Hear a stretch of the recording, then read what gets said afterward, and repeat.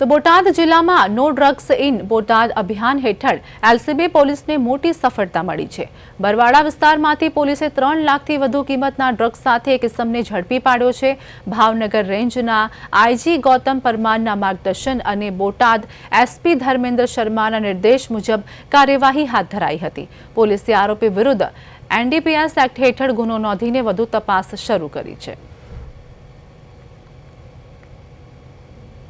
ભારત સરકારના ગૃહ મંત્રાલય દ્વારા અત્યારે ડ્રગ્સની પ્રવૃત્તિને નેસ્તનાબૂદ કરવા માટે ખૂબ જ એટલે આખા દેશમાં ડ્રાઈવ ચલાવવામાં આવેલ છે।